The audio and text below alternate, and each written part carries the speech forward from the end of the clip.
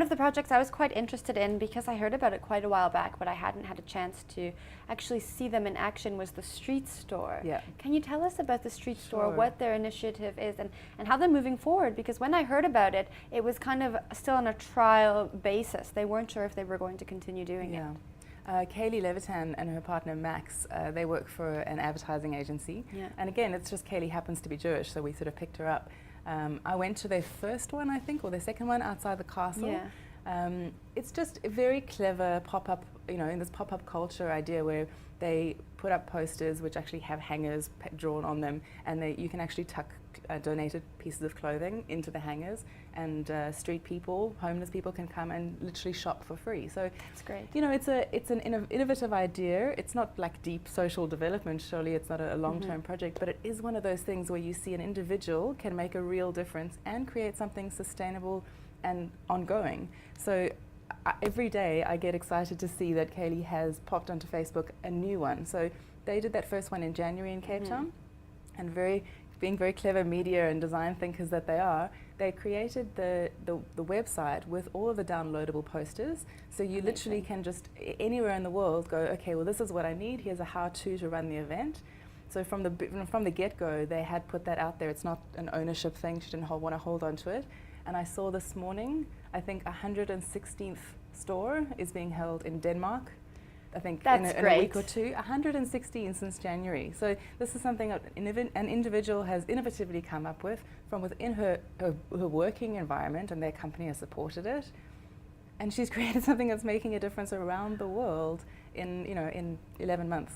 Just phenomenal. Anyone, anywhere in the world can print the posters, get the hangers made, and go out and help the people who need it. Wow. And do it in combination. They did it with the Haven, so you are working with partners that make it realistic. Yeah.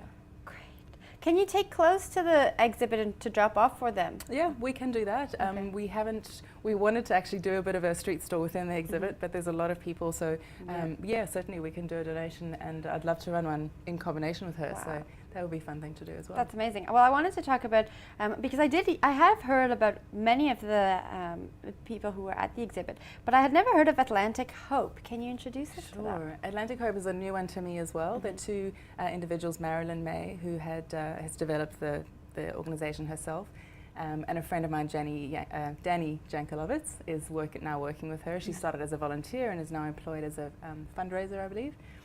They are just amazing. So Marilyn literally cares for, with the help of other carers, I think 10 to 12 babies. So it's a safety home basically for babies that have been left. And she literally cares, loves, plays with them, and just gives them the basic needs. So she's a qualified nurse, and she works within the social system, the social welfare system, but she does it from her home.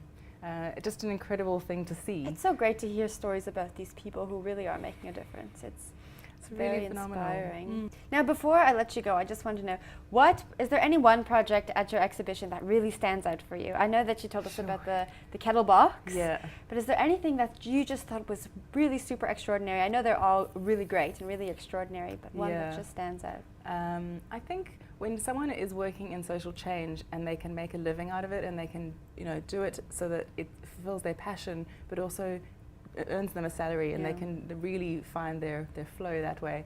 I think that's a very exciting space, and there are lots of people working in that social entrepreneurship space, so I'd struggle to tell you about one, but I guess one that was on display, and you can go and visit his planter boxes, is Ben Getz. He runs Urban Harvest Edible Gardens, and he literally plants and plans gardens. So it could be in a planter box, it could be in an area. So he's done schools and community gardens, all sorts of work in township, rural areas.